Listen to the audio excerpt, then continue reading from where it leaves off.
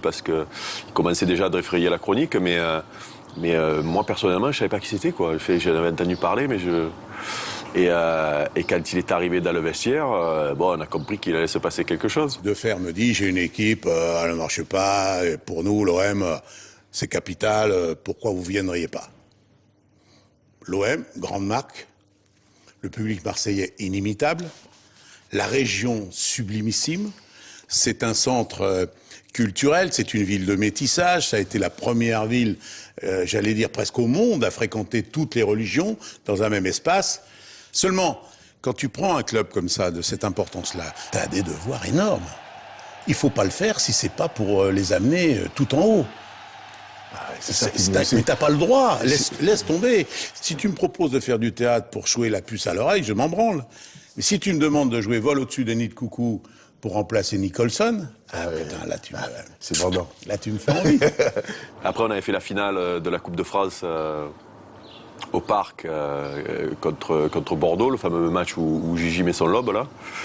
Et donc là, il était déjà avec nous, il nous avait accompagnés. Je crois même que c'était lui qui nous c'est lui qui nous avait présenté au président de la République à l'époque. Et, il est arrivé en fin de saison. Et moi, les 2 années après, je suis parti, donc j'avais été prêté. Et quand je suis revenu, le club c'était plus le même quoi. C'était devenu, il y avait des feux d'artifice au stade Vélodrome, c'était hyper médiatique. Des grands joueurs étaient venus, il y avait Karl-Heinz, Foster, Gigi qui était là, JPP, et c'était carrément plus le même club. C'était de petits clubs qui venaient de remonter en Ligue 1, c'était devenu le club qui comptait en France quoi. Il y a 2 symboles dans le football français. Il y a Monaco et il y a Bordeaux. C'est les 2 patrons. Un grâce à Campora, relations privilégiées avec un tas de gens, la Ligue, la Fédération, son aura, c'est un homme important, très intelligent, etc. Et Bèze parce qu'il tient tout le monde. Il y a entre lui, Darmon, machin, enfin bref, rentrons pas dans les détails. C'est le taulier. Je suis pas con, je vois qui sont les 2 tauliers. Et qu'est-ce que je fais? Je pique Giresse à Bordeaux et Papin à Monaco. Je viens d'arriver. Dire que je viens d'arriver. Et tu sais ça veut dire que je viens de mettre ma main là en disant c'est plus vous les tauliers les mecs. Tu vois, je sors Giresse, mais sortir Giresse de Bordeaux, c'était pas possible, c'était inenvisageable. Quant à Papin, il part de Bruges pour Monaco et je lui offre l'aventure dans un club qui n'a rien gagné depuis 17 ans. Mais Papin, il a un cœur comme ça. Je lui dis, je peux pas y arriver sans toi. Moi, je lui explique que c'est lui l'avenir de l'OM. Et je le pense. Il a été un père pour moi. À un moment, il était un père. Mon père était loin. J'étais avec ma première épouse à l'époque. Et je peux te dire que des moments d'ici, il y en a eu. Et il a toujours été là pour, me filer un coup de main. Que ce soit dans la vie privée, avant les matchs, en me parlant, pour pas me faire douter. Je crois qu'il avait compris une chose, en fait, c'est qu'il avait trouvé une pépite, c'est-à-dire un buteur. Et dans une grande équipe, il y a toujours un grand buteur. Et il avait trouvé ça. Et chaque année, il a fait pour que moi, je sois de mieux en mieux. Et chaque année, il a renforcé l'équipe de telle manière à ce que moi, je sois toujours plus performant. JP, c'était le chouchou du boss, c'était le chouchou du public. Mais c'est normal, c'était vraiment...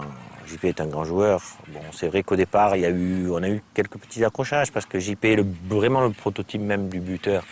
Et c'est vrai que lorsqu'il marquait, il était fou de joie qu'on gagnait. Et lorsqu'il ne marquait pas, des fois, il était un peu... Mais bon, comme Jean-Pierre est un garçon très, très intelligent, et il a suffi d'une réunion, d'une discussion pour que tout rentre dans l'ordre. Et il faut quand même dire qu'on ne pouvait pas se passer de Jean-Pierre, et Jean-Pierre ne pouvait pas se passer du groupe. Et c'est lui qui a donné l'identité. C'est lui qui a donné cette volonté, cette force, ce travail, ce courage, cette envie, au-delà du talent. C'est lui, l'OM, qui a donné sa devise. C'était quoi la devise? Il y a des gens qui, pendant des années, ont dit droit au but. Ils ont dit c'est ça la devise. Et tu voudrais que je fasse une équipe qui soit pas le symbole de cette devise-là. Et qui a été le symbole? Jean-Pierre Papin.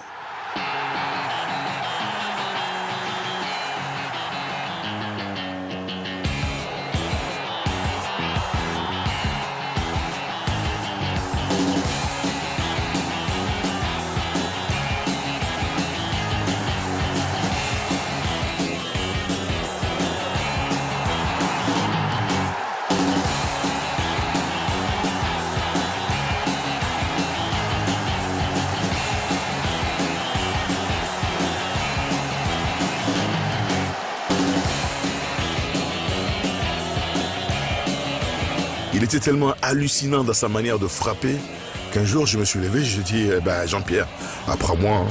Ben, j'ai dit, écoute, Basile, tu vas rester avec moi, j'ai fermé mes volets, et après, on va passer un quart d'heure, 20 minutes ensemble. Et puis, bon, c'est vrai qu'au départ, quand je l'ai frappé, je dis, c'est une catastrophe. Il avait un pied, c'était une banane. Elle avait un pied, c'était une banane. Donc, tous les frappes, en fait, partaient en vrille. Et donc, arriver à corriger ça, ça a été franchement un régal. Parce que bon, t'as un défenseur en plus rugueux. On s'était branchés, mais alors combien de fois sur le terrain tous les deux. Et puis, il te venait te demander vraiment de lui filer un coup de main pour apprendre à frapper. Et on est resté mais des années, à faire un quart d'heure, 20 minutes après chaque entraînement de frappe. Juste apprendre à frapper. Et à la fin, j'étais vraiment très content de savoir qu'il savait frapper. Puis au plus, je l'ai marqué parce qu'il s'en souvient encore. Donc, La deuxième trouvaille de Bernard Tapie après son buteur Jean-Pierre Papin, c'était un extraterrestre du football. Un magicien. Un joueur imprévisible. Le chouchou du public, quoi. En quelques mois, il a fait chavirer le stade Vélodrome avec ses dribbles, mais aussi son look. Magique Chris Waddle. What happened was the season finished. Yes. And I go to Wimbledon to watch the tennis. And I was with Paul Walsh, another player who played for Tottenham. And when we were in hospitality, we were having a drink. Yes. And he had a mobile phone. And it was an agent on the phone. And he said, is Chris Waddle with you? And he said, yes. And he said, can I speak? And I speak to him and he say, there's a team in France want to buy you. And I just signed 7 years with Tottenham. Yes, but Mr. Tapie, see you before you sign? I don't know. L'histoire de Chris, elle tient à quoi? Alors, je vais avec Venables pour recruter un avant-centre, à l'époque, qui s'appelait Walsh. Walsh, ouais. Et je regarde un match, j'assiste au match, et je vois 3 joueurs. Walsh, oublie, et j'ai bien fait, t'as vu, on a vu. Je vois un autre, s'appelle Gascogne. Ouais. Je trouve phénoménal, mais on a ça. On a ça. On a Sauzé. Pas au même niveau, pas différent, mais on a ça. Et j'en vois un qu'on n'a pas, c'est Waddle. Et Waddle, je le regarde, il passe son temps à faire comme ça, parce qu'évidemment, en Angleterre, et donc c'est pour ça qu'il n'est pas évalué à sa vraie valeur. Il n'est même pas en équipe nationale à l'époque. Le peu de fois où il a la balle, attends, c'est magique, il fait un truc d'un autre monde qui ajoute à son efficacité le goût que les gens viennent rechercher quand ils vont faire du sport, c'est qu'ils se régalent de voir un spectacle.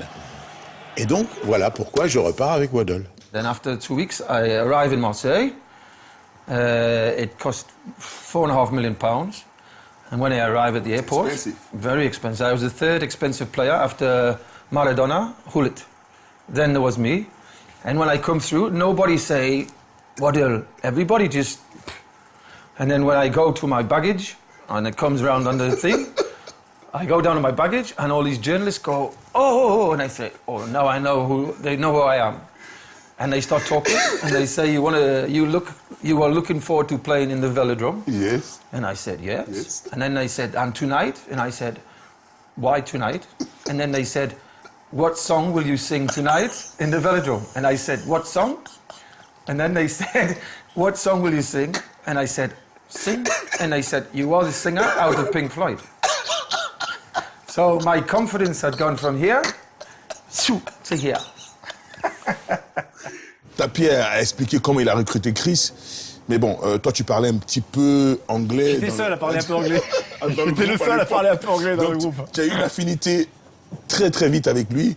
Bah Chris, si tu veux, à l'époque j'étais capitaine, donc j'avais, je pense, des obligations vis-à-vis des joueurs qui arrivaient.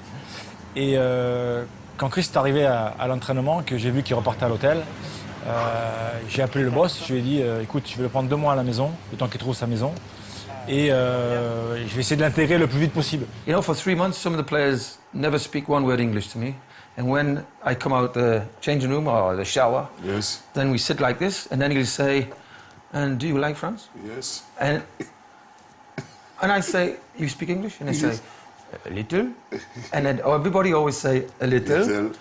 But then they say, yes, I speak English, but I don't like to speak in the group because everybody laughs. Yes, yes, And yes. it was amazing how many people could speak English, but didn't want to speak. Yes. The only one who couldn't speak any English was Carlos. And for 3 weeks, I had to get in the car with Carlos from the hotel to training.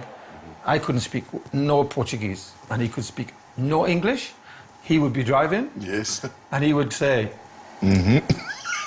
he would say, Gascoigne, and I would say, Pelé.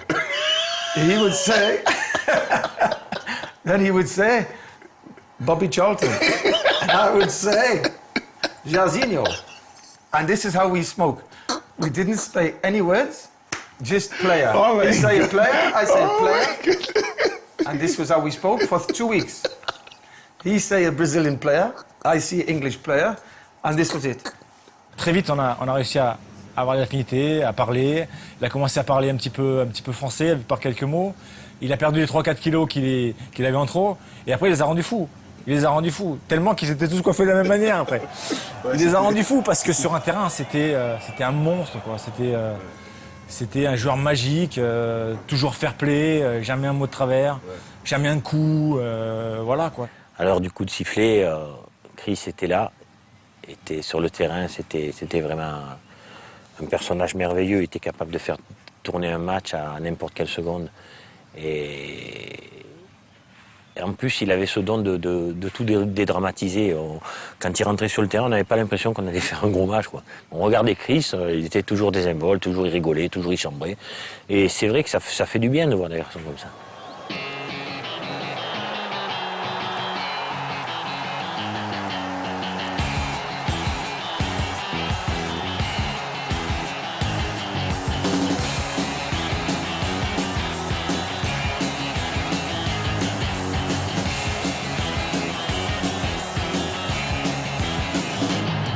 I could go in the darkness, see you calling my name. I hear you shouting, hear you calling, but it's not the same. Every word that you are throwing right into my back doesn't matter to me, cause I'm keeping my track. Let me go. Let me go. Let me go. Stop talking, let me go.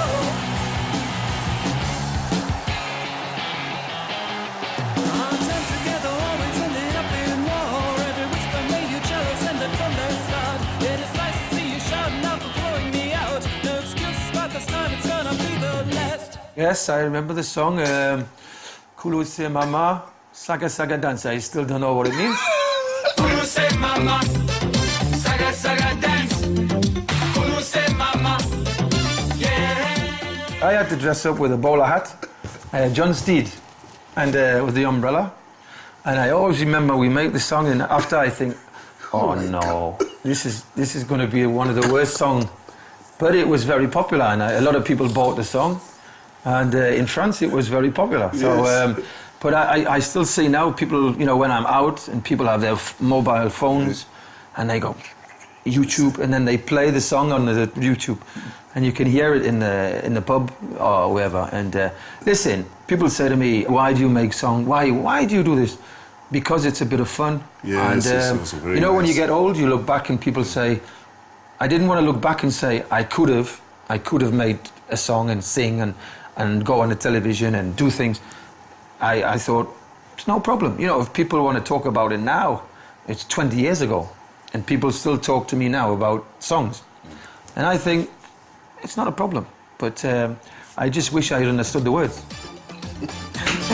Buzzing my friend, you knock me out. Why you so big and strong like that? You jump so high, you run so fast. How come you do all that? C'est simple, Chris, je vais t'expliquer. Dans mon pays, il y a des sorciers. J'ai peut-être trop bu de potions magiques sous le soleil de mon Afrique. We've got a feeling. We've got a feeling. Le grand artisan de notre victoire, c'était notre entraîneur Raymond Goethals. On aimait se moquer de lui, mais attention, derrière son allure un peu folklore, se cachait un vrai stratège.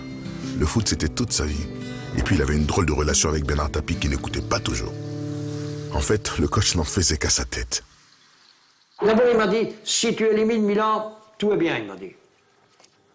Je dis, bon, on va faire son possible. On a éliminé Milan, et puis il a dit, bon, quand on a éliminé Milan, ben, je ne vois pas ce qu'on ne va pas éliminer Moscou, il m'a dit. Bon, je dis, oui, mais attention, Moscou a battu le Real de Madrid. Et puis, quand on a battu Moscou, je ne vois pas qu'on ne va pas battre les Slaves maintenant. Hein.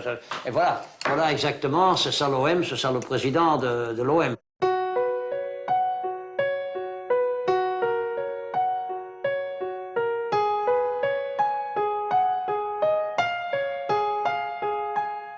Le papy, j'ai un grand respect pour lui parce que je pense que j'ai vécu des grands moments avec lui. C'était un peu notre grand-père à tous d'ailleurs. Ouais. Il nous a fait tellement rire, que même aujourd'hui, tu vois, j'en ai la chair de poule de parler de lui parce Ouais, que moi aussi. je me rappellerai toutes ces causeries où il écorchait tous les noms des étrangers. Mais il aimait tellement le football, Ouais. avec sa mèche en arrière, il aimait tellement le football. Ouais. Qu'on a eu la chance d'avoir un passionné avec nous qui nous a fait aller le plus loin possible, quoi. Et ça, c'est magique, quoi. The first thing I remember Goethals was when he was at Bordeaux. Yes. I was at Marseille. And before the game, and we play in Marseille, and everybody say, you know, they say to Goethals, how do you stop Waddle? And he went, Waddle, he's okay. No, not this, he's not this, not this, not this. And I remember I read in the paper, and we win 2-0 against Bordeaux, and I scored 2 goals. And on the second goal, I run past Goethals, and I basically go, and he was like this. C'est quelqu'un que je respectais énormément, comme l'ensemble de nous tous, mais personnage attachant, marrant, ça chambrait pas mal aussi. Je me rappelle d'une anecdote, un décrassage, et je vais le voir, je dis, coach, vous avez vu, le boss, il a pris un nouveau joueur. Tu sais comment il faisait? Quoi? Et je lui dis, ben oui, vous le voyez pas là-bas, c'est un Portugais, mais plutôt pas mal, quoi. Et puis il part de l'entrée du tunnel, là, et on faisait un taureau là-bas au fond, quoi. Puis il arrive là-bas, c'était Robert Nazaretian, le nantiste, quoi. Alors il était là, Non, on rigolait bien. À l'entraînement avec Raymond, on pouvait faire ce qu'on voulait. Tant qu'on gagnait, et surtout quand tu étais titulaire, tu étais le chouchou, tu étais le fils, là, donc on pouvait se permettre tout ce qu'on voulait. Et c'était Chris qui jouait libéraux pendant les entraînements et qui nous disait je contrôle pas, et toi avant-centre, et il disait aujourd'hui je contrôle pas un ballon. Donc il était libéraux, chaque fois qu'il y avait un ballon, il dégageait devant, et Raymond il était mort de rire. Et les gens qui devaient nous voir à l'entraînement à ce moment-là, ils devaient halluciner, dire comment ils font pour gagner le dimanche, comme ils s'entraînent, quoi. Alors c'est vrai qu'il avait un mode de fonctionnement, bon, il connaissait très très bien le football, tu parles football avec lui, c'était quelque chose d'exceptionnel, mais il avait ses joueurs, quoi, voilà, les 12, 13, 14, et après pour les autres joueurs c'était beaucoup plus compliqué. À l'heure actuelle, faire ça, je pense que ça serait très compliqué. Parce que faire jouer un groupe... Ouais, et puis même à pas les appeler par le prénom, quoi. C'est vrai, quand on dit chose, machin, pas facile quand t'entends ça. Mais bon, à l'époque, on acceptait plus de choses. It's very difficult to coach Marseille when you have Tapi. Yes. He puts a lot of pressure on the team and a lot of pressure on the coach, which is good because if you can't take the pressure, you have to leave. But I think for the coaches, it was very demanding because you have to win. And I think for Goethals, it was very demanding, but he was very fortunate because he was simple. He kept the training simple. He didn't complicate it because he looked at the team and he said, I have the best team in Europe. Yes. So why do I need to coach? Yes. So we do a lot of the ball and we have a lot of fun, where everybody in training laugh. We have a lot of jokes. Yes. When you have a team like this, yes. All you have to do is keep the confidence high. À l'époque, on changeait souvent de terrain pour s'entraîner. On le partageait même avec des étudiants. Nos vestiaires ressemblaient à des petites cabanes de chantier. Qui aurait pu imaginer qu'un jour, cette équipe qui se préparait dans de telles conditions allait être championne d'Europe? Je suis arrivé en 80 dans ce club-là et j'ai vu donc le changement dès que Bernard est arrivé. Et j'ai halluciné à ce moment-là quand j'ai vu ces grands joueurs venir et les conditions dans lesquelles on travaillait, quoi. Voilà, je me suis toujours demandé, bon, je t'ai dit tout à l'heure pour Gigi, Franz, quand il est arrivé dans ce club-là, tu le dis, on se chargeait au stade Vélodrome, on allait à Delors des fois derrière s'entraîner, après des fois on n'avait pas le terrain, on partait à Lumini, des fois pendant la séance d'entraînement, il y avait un javelot des étudiants qui nous tombaient derrière le but parce que le mec il avait battu le record de Provence du lancer de javelot. Il n'y avait pas les infrastructures d'un club digne de ce renom, mais dans un club, qu'est-ce qui est important? C'est avoir un grand stade. Et nous, on avait un super stade au Vélodrome, c'était vraiment un plaisir d'y jouer. Tu avais un public, mais surtout, tu avais une grande équipe. Tu avais à un moment la meilleure équipe du monde. Tu avais la meilleure équipe du monde. Et ça, c'est ce qui a fait la différence. C'est pas parce qu'on a des infrastructures qu'on va gagner aussi, hein. Évidemment, ça aurait été mieux, mais bon, je me rappelle quand on était à Lumini, tu te rappelles, Baz, on s'entraînait. Il y avait des javelots qui passaient des fois, donc il y en a qui faisaient de l'athlétisme. Mais c'était convivial, on savait pourquoi on était là. Et il y avait cette organisation pour pour aller au succès. Au tout début de la commanderie, quand on était des Algeco, souvent, on restait entre midi et 2 et on faisait un michoui. Moi, j'ai souvenir d'un michoui ici où on avait un peu picolé et on avait fini à jouer aux boules tous à poil. Donc à l'époque, il n'y avait pas les portables ou les machets et tout, parce que je ne te dis pas les photos qui... Et voilà, donc ça c'était la mentalité de l'époque, quoi. Et le nouveau qui arrivait était obligé de se fondre, quoi, dans le groupe, parce que sinon il s'écartait de lui-même, quoi. On était des compétiteurs, voilà, et des joueurs à caractère, à personnalité. À Marseille, tu as besoin de ça. Autrement, et il y en a qui sont venus, qui sont vite repartis. Dobrolowski, je me rappelle de Martin Vasquez, je ne sais pas si tu te rappelles, il a fait 2 mois, quoi. Ou t'y es, ou t'y es pas, quoi. Donc, mais bon, il y avait cette culture de la gagne, quoi. Lorsque je me rappelle, des fois, il y en a eu des périodes où ça allait pas, on se faisait convoquer là-bas au boulevard du Prado, les 5-6 les plus représentatifs, et puis on savait que le week-end d'après, il fallait répondre. Mais il y a cette force collective qui se dégageait, cette obligation de résultat, mais parce qu'on était tous sur la même longueur d'onde, à savoir, voilà, on est là pour gagner. Voilà. Tapi, il arrivait juste à la veille du match et tu avais l'impression que c'était...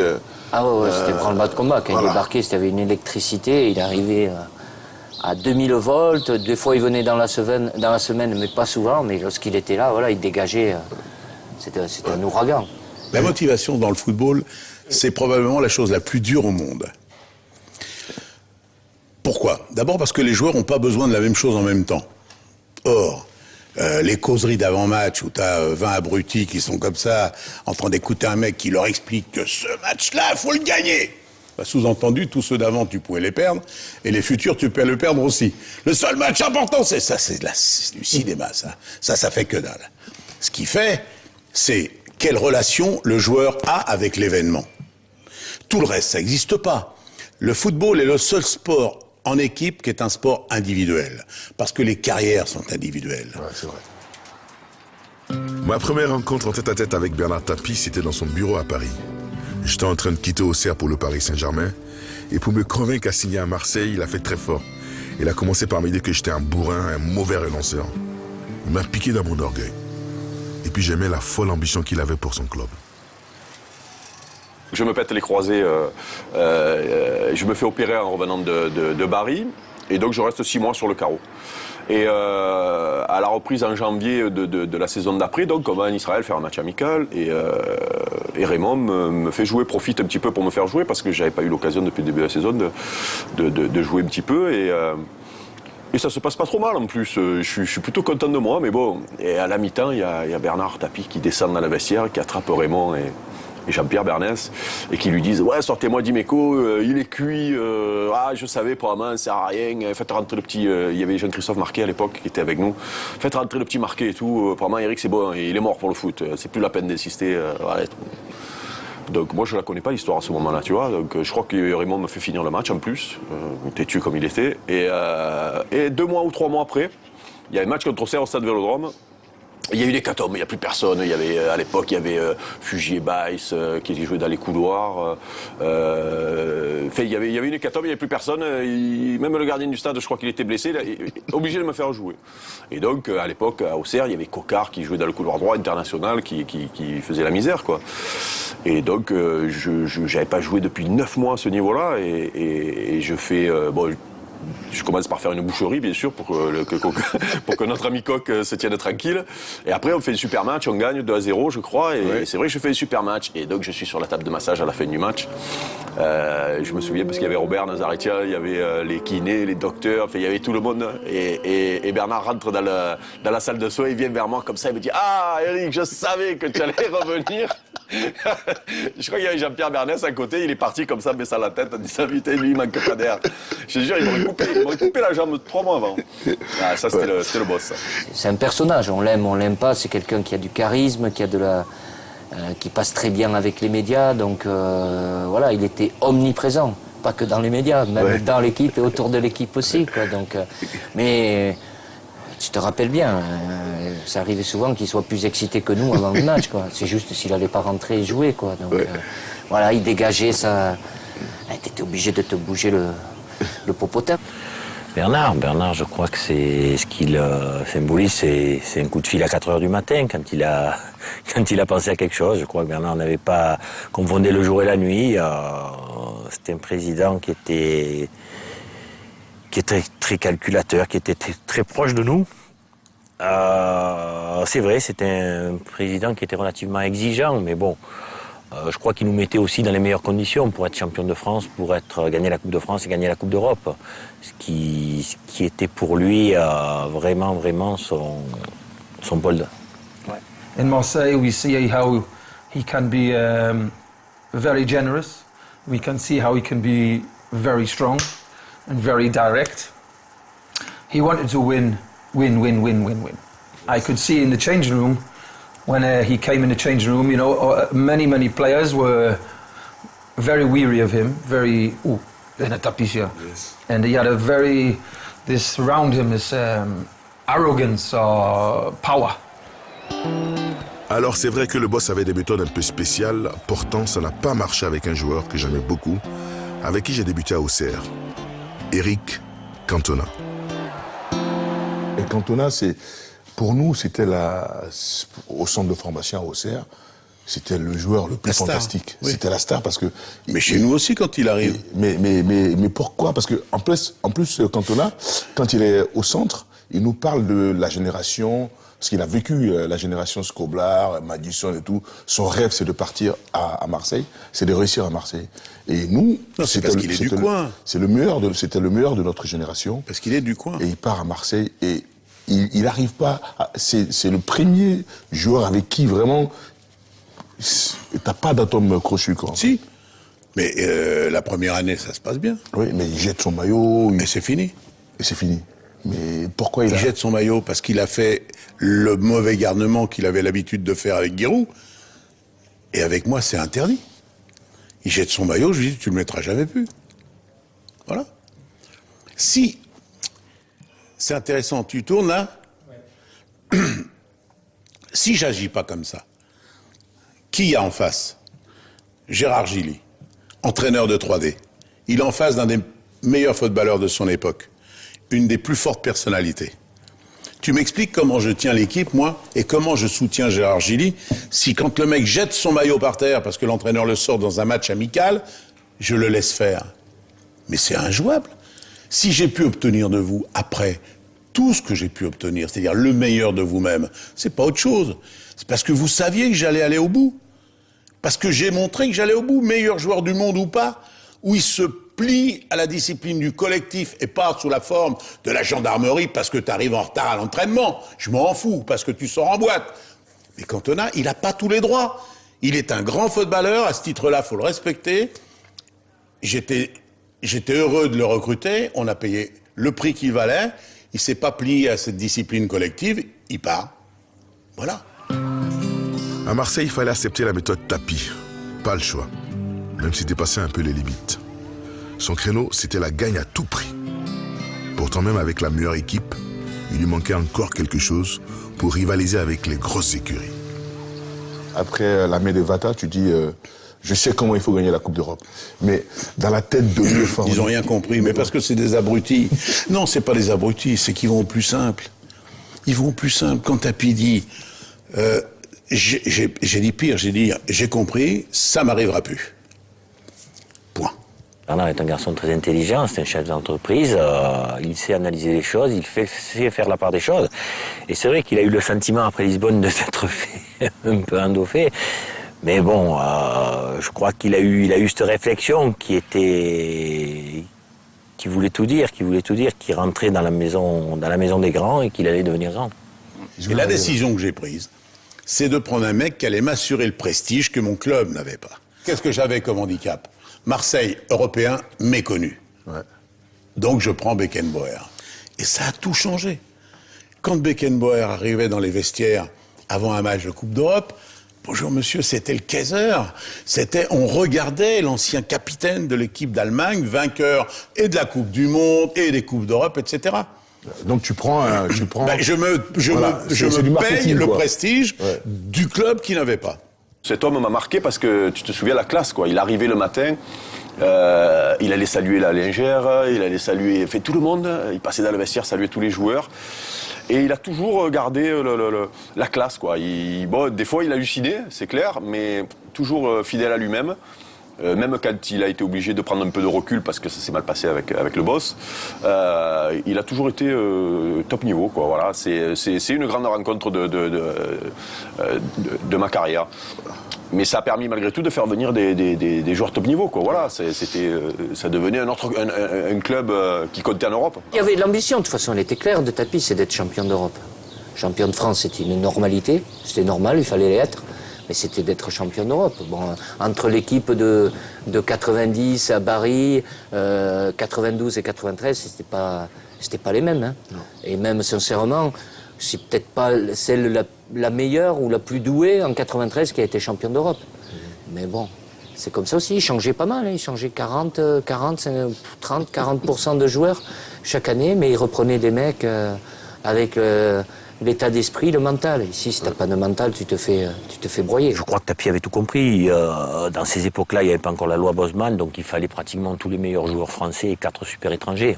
Ça, Tapie l'avait très bien compris et c'est ce qu'il avait mis en place, puisqu'on était 9 internationaux dans l'équipe. On était pratiquement tous des internationaux. En plus, certains, nous arrivions tous à maturation. Bon, il y en avait qui étaient beaucoup plus jeunes. Je crois que nous, notre génération, 91, le match qui a été vraiment clé, ça a été le match de Milan, parce que bon, il y a beaucoup de journalistes, même des journalistes marseillais, qui donnaient pas un copec sur nous et qui avaient même parié des caisses de champagne qu'on allait prendre une raclée.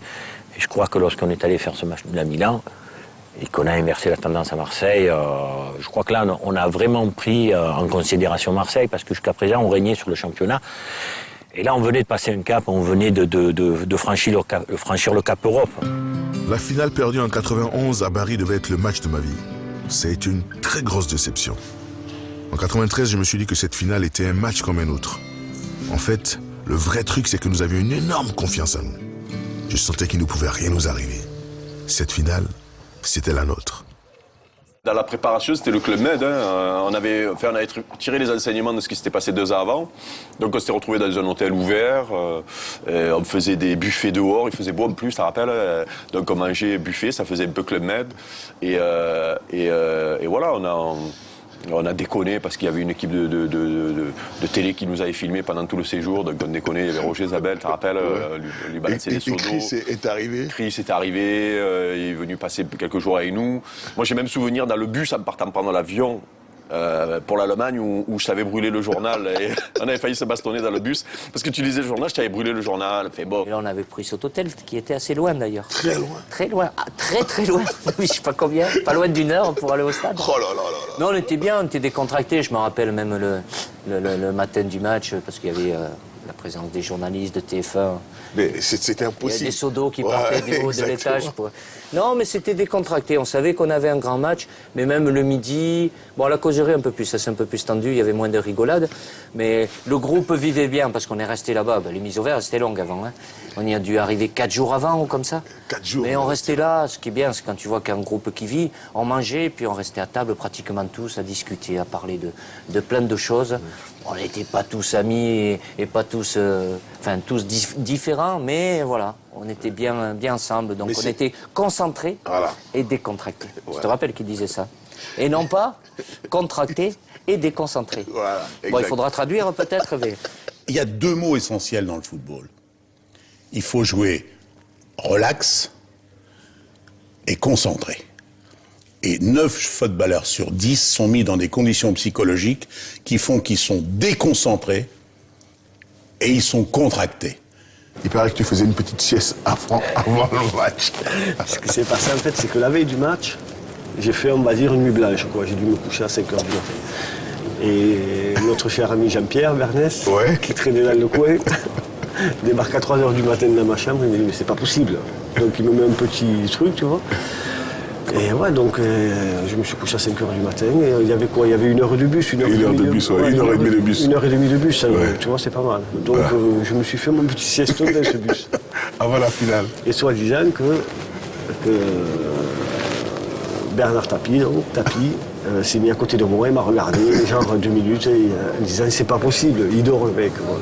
Bernard Tapie ring me up and he says, I said, you know, yes, I'm pleased to see you're in the final. And he said, no, I want you to come to the final. And I said, okay. And he said, no, I want you to come. We'll fly you to Munich and we'll have you in a car to a hotel near the hotel of the players. Would you train with the players the night before? And, yes. And I was like, yeah, sure, no problem. Ça va, Chris?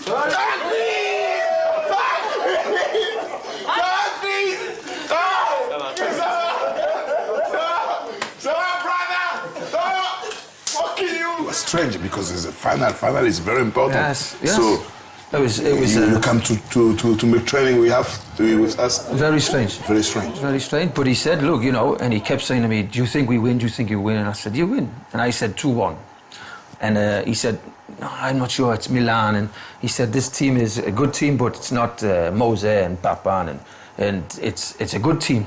And I said, look, you know, when we beat Milan the first time, I said, after that, Milan have a problem with Marseille. You know, when Milan play Marseille, they don't like to play Marseille. And I said, whether it's Waddle, Papan, whoever, now it's Bidi, Vola, whoever play, I said, they have a problem against Marseille. C'est vrai que dès la causerie d'avant-match et au vestiaire juste avant de rentrer sur le terrain, c'est vrai qu'à ce moment-là, on a senti, moi je sais pas, mais et pourtant on n'était pas favori.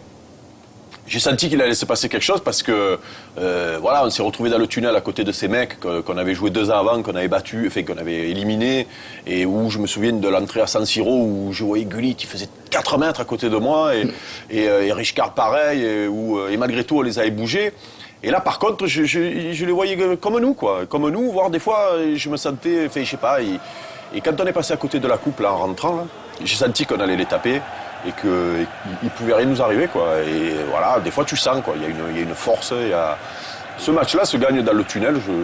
Moi, j'ai souvenir, souvent à l'époque, on gagnait les matchs dans le tunnel. Rien que la manière dont contre Lens, tu peux gagner le match dans le tunnel. Oui, mais ça fait rien. Mais là, c'est à. Mais ça fait rien.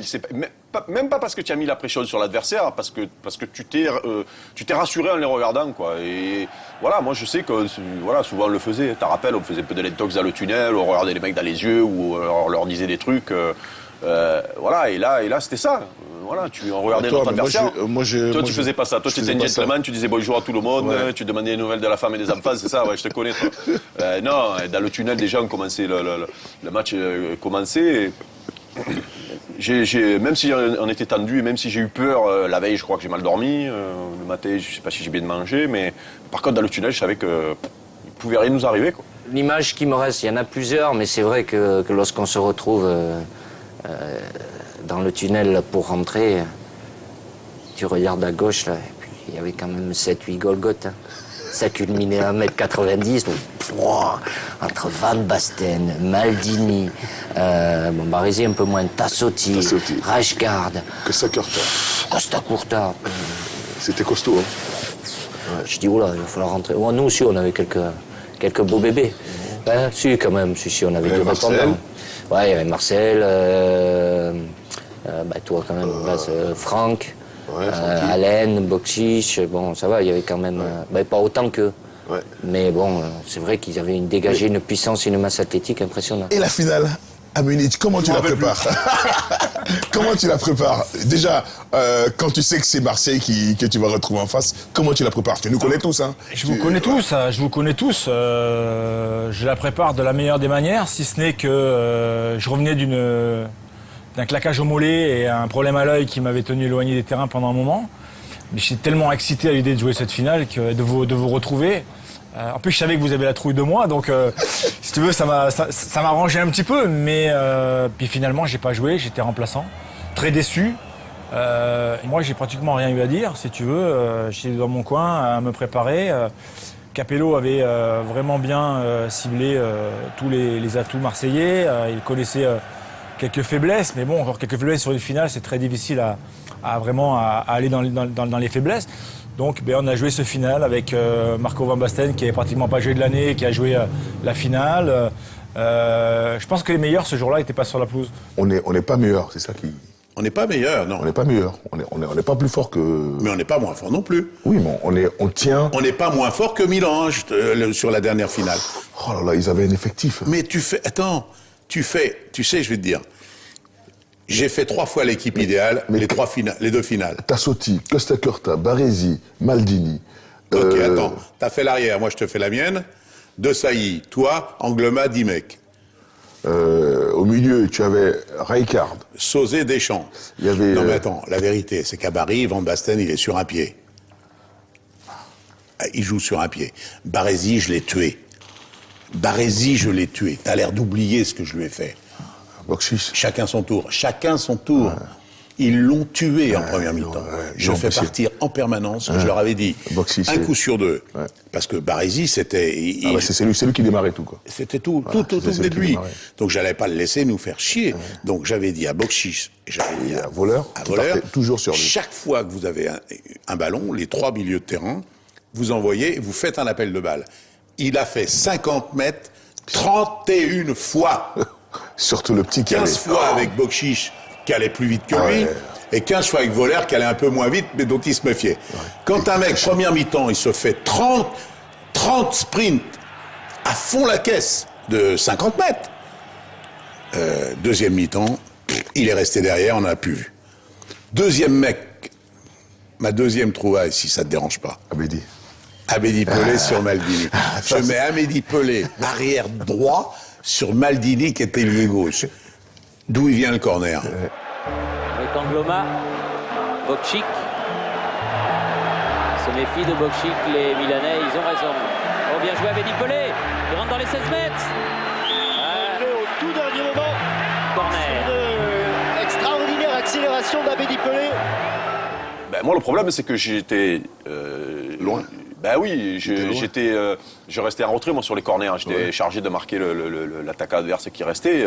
Et Didier, sûrement, parce que comme il n'était pas très bon de la tête, Didier, il ne devait pas être non plus dans le coup. Ben oui, je contrôlais. Comme d'habitude. À l'extérieur du stade, tu sais. Tu sais, les corners, tu disais, voilà, je t'ai vu de loin. Moi, je vois pas qu'il n'y a pas corner, puisque ça se passe de l'autre côté là-bas. On est juste avant la mi-temps. On avait tellement souffert que moi j'espérais vite rentrer au vestiaire tranquille. Et voilà, et je me souviens de ce ballon qui part dans la surface. Je vois ton corner, ça saute, ça touche le ballon et d'un coup je vois les filets trembler. Quoi. Et je vois le ballon au fond des filets et je sais pas ce qui s'est passé. Parce qu'il y avait tellement de mecs, je sais pas, il y avait 3 mecs autour de toi. And I was in the stand with my friend. And he went for a sandwich when you score. And when he come running back in to see what happened, everybody's running out. And he have 2 hot dogs in his face. And he have all the mustard, the moutarde all over his clothes. Et je vois les filets trembler. Et je mets un moment à me dire, putain, mais on a marqué, quoi. Quand tu as mis ce but-là, du pied gauche, j'avais le sentiment que le plus dur était fait, quoi, voilà, quoi, qu'ils n'allaient pas revenir, que c'était notre soir. Ma version, c'est que, de toute évidence, je vous connais bien, tu as été vraiment le mec qui a été le plus malheureux à Bari, de loin. C'était pas du cinéma. Tu étais malheureux. Et je crois que tu étais malheureux, plus le fait d'avoir perdu, c'est que tu étais bien placé pour savoir que c'était contre le cours du jeu. On perd 5 pénaltys à 4, enfin, c'est un truc d'un autre monde. T'es fracassé. Bref. On en parle, je vous dis, on a fait de grosses erreurs, et en particulier, justement, les erreurs, ça a été, on s'est bunkérisé, on s'est enfermé, on a cru que c'était comme ça.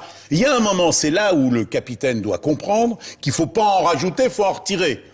Et c'est ce que j'ai fait dans la deuxième finale. Exactement. Donc ce jour-là, quand je vois l'équipe, je leur parle. Je leur parle avant, je leur parle la veille, je te signale, je reste à l'hôtel. On joue, on mange. Mais moi, c'est à ce moment-là que tout se joue. Oui, mais... Je vous ai dit, qu'est-ce qui se passe? Je vous dis quoi, qu'est-ce qui se passe? On n'est pas en train de jouer la guerre. On est devant Milan, ce qu'était à l'époque, les gens ont oublié, Barcelone d'aujourd'hui. Exact. Rijkaard, Van Basten, Gullit, etc. C'était Qu'est-ce qu'on va... Il va se passer quoi? Celle-là, si on la perd, c'est pas grave, parce que celle-là, on va pas la dominer. Donc, ou bien on y arrive et c'est un miracle, ou on n'y arrive pas, on a perdu contre eux sur le papier, plus fort que nous. Donc je vous ai au contraire retiré de la pression. Il y en a qu'un que j'arrivais pas à retirer. C'était Basile Doli. Il avait machin, il commence à me faire chier. J'ai dit, ça va, oui, je sais que t'as mal. T'as mal. Sauf que ta douleur, c'est pas, je te dis pas du tout, hein. Simplement là, ton inconscient, jamais je veux reperdre, je veux pas revivre ce que j'ai vécu. Ici, là. Et donc, quand tu vois le début du match, il est complètement à notre désavantage. T'as raison, il y a Barthez, il fait 2 arrêts d'un autre monde.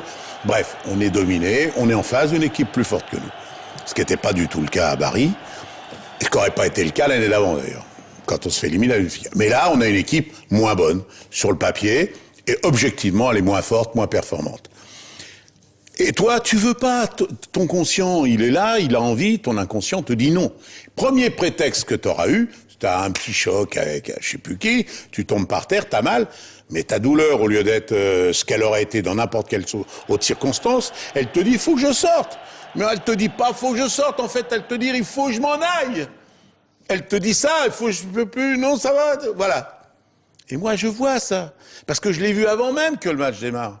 Je te signale que si tu gagnes la Coupe d'Europe, c'est parce que t'as un président qui t'a empêché de sortir. Ton Boli qui sort parce qu'il se fait un tampon avec un ailier qui fait 50 kilos, c'est impossible. Sauf une douleur momentanée. C'est-à-dire une béquille, un truc, tu vois. Mais sinon, il n'y a pas de fracture, il n'y a pas de luxation, t'es sur tes appuis. Donc ça ne peut être qu'une douleur violente, certes, mais là. Et il reste peu de temps. Je crois qu'il reste 10 minutes avant la mi-temps. 10 minutes avant la mi-temps. Goethals le voit, il se prépare. L'autre voleur, il arrive. Je dis, putain, ils vont le changer. Je prends mon walkie, je lui dis, Boli, il sort pas, je te l'interdis. On discute, on le voit à la télé, d'ailleurs, comme ça, il me regarde, et moi, il sort pas. Boli, il sort pas, on verra le truc à la mi-temps. Il reste là. Et il dit, alors, coach, il faut changer, Boli, il blesse et tout. Et l'autre, il dit, bah, il faut pas, l'abruti, là-haut, hein, il veut pas que je le sorte, hein. Bref. Qu'est-ce qui se passe à ce moment-là? Non seulement t'as pas le choix, mais t'as les glandes, mon pote. Ouais, ça m'énerve. Je t'ai pas vu, t'as les glandes. Et si tu veux voir ta gueule à la une de l'équipe le lendemain, regarde ta tronche. T'en as 3 qui te tiennent par le short. Ouais. Et t'es en train de dire, c'est à moi que tu fais le coup de tête. T'es en train de me le mettre dans ma tronche à moi, là, tu vois. Bah c'est vrai, en plus, j'ai dit, mais il veut me tuer ou quoi? Voilà, il veut ma mort, cet enfoiré. Ouais. Et donc, t'as marqué ton petit but. Boli dans l'axe, Marcel Desailly au second poteau, et but de Boli. But de Basile Boli sur ce corner. Eh bien, c'est le moment idéal.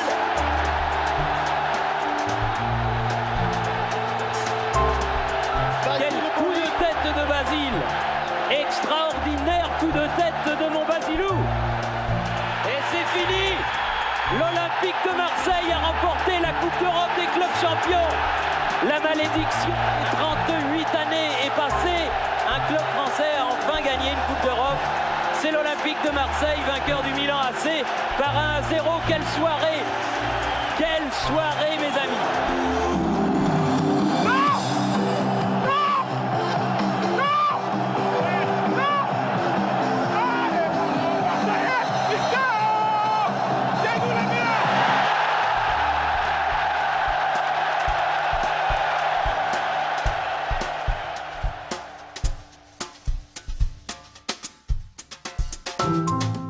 Bon, Bazou, cette tête, elle vaut de l'or. Hein? T'as été là, hein, ce jour-là, heureusement. Hein? On serait peut-être pas là aujourd'hui. Ouais, merci. Bon, allez, ciao. Pour l'argent, tu me payes en espèces. Hein. Je veux pas d'officiel. Il vaudrait peut-être mieux qu'à mon âge, je n'ai plus ce stress. Mais je voudrais quand même poser une question. Est-ce que dans la vie, il ne faut pas un peu de stress?